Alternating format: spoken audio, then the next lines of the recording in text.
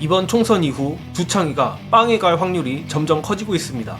최상병 수사 외압 의혹 관련자 신범철의 낙마각이 시게 떴습니다. 충청신문 의뢰 조원 CNI가 3월 26일, 27일 실시한 천안 지역 여론조사가 떴습니다. 그 중에서도 천안갑 지역구에서 민주당 문진석 49.4%, 국민의힘 신범철 39.6%로 9.8% 격차가 나며 오차 범위를 넘는 수치가 나왔습니다. 아주 좋습니다. 저 개인적으로 험지에서 이기는 여론조사만큼 기분이 좋은데 일단 천안갑 지역구 자체가 엄청난 험지는 아닙니다. 하지만 최상병 수사 외압 의혹의 키맨으로 의심받는 신범철 전 국방부 차관이 국민의힘 소속으로 나온 지역구인 만큼 이번 총선에서 주시해야 할 지역구 중 하나인 것은 틀림없습니다. 사실 다가올 최상병 수사 외압 의혹 특검 등을 감안했을 때 국회의원 신범철이냐 민간인 신범철이냐는 수사를 하는 데 있어 어마어마한 차이일 거고, 이를 생각해보면 천안갑이야말로 이번 총선에서 가장 중요한 지역구라 해도 과언이 아니라고 생각합니다. 게다가 민주당에서 신범철 후보 등이 있어야 할 곳은 지역구가 아니라 공수처 조사실이라는 일가를 날린 바도 있죠. 그리고 여론조사 수치만을 따져봐도 매우 고무적인 부분이 그간 민주당 문진석 후보와 신범철이 엎치락 뒤치락하다 마침내 문진석 후보가 오차범위 밖으로 튀어나간 것이기 때문입니다. 심지어 이번 달 초에는 유선이 섞이긴 했지만 무려 12%가량 신범철이 앞선 조사도 있었습니다. 가뜩이나 국민의힘이 임종득 전 국가안보실 2차장을 TK에 공천한 마당에 만약 신범철까지 당선이 됐다면 정말 최상병 수사 외압건이 아득해질 뻔했는데, 단순히 총선 차원에서 의석 하나를 지켜내는 걸 넘어 오늘의 조사에서 윤두창 멸망 미터가 폭등하는 결과가 나와 너무나 다행입니다.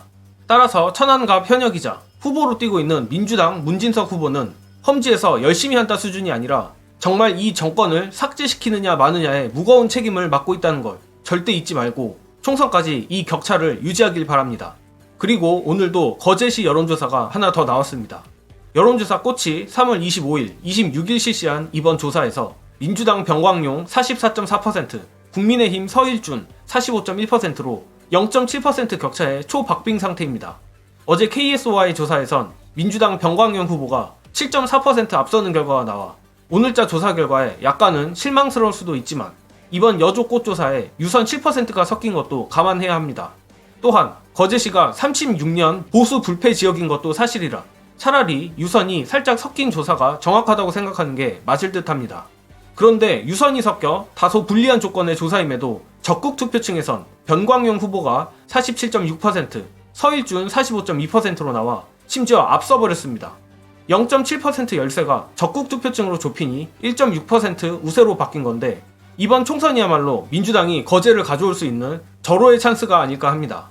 병광용 후보 본인이 저나 지지자들보다 훨씬 절박하겠지만 있는 힘 없는 힘 모두 짜내서 반드시 판세를 더욱 우세하게 만들었으면 합니다.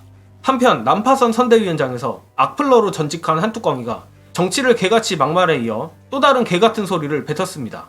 28일 신촌에선 개같이라는 막말을 쏟아낸 후 광진 유세를 간 한뚜껑이가 이재명 민주당 대표와 조국 혁신당 대표를 향해 감옥 가기까지 3년은 너무 길다라 한 것인데, 이 정도면 2018년 지방선거 때 홍산가리 할배보다 더 심한 것 같습니다. 도대체 지금 선거판에서 이런 극단적 언행들이 극우층 결집 외에 어떤 도움이 되는지 전 도저히 모르겠는데, 판세가 이 지경인데도 읍소가 아닌 막말 전략을 쓴다? 이건 그냥 한뚜껑이의 실상이 정치 혐오에 찌든 사이다충이란 결론밖에 안 나옵니다. 법무부 장관 할 때만 해도 숨쉬는 것조차 업적이라는 듯이 엄플하며 정책으로 승부를 보는 척 했던 거 많이들 기억하실 겁니다. 그러나 판세가 절망적으로 돌아가고 가발 논란까지 터지니 결국 멘탈이 털려 천박한 본성이 나오는 것 아니겠습니까? 뚜껑이가 계속 이렇게 죽을 꾀를 내주길 바라며 끝으로 한뚜껑 이준석류의 겉멋 정치인들을 정확히 통찰한 헬마우스 임경빈 작가의 분석 영상 공유드리며 이번 영상은 여기까지 하겠습니다. 시청해주신 여러분 감사합니다.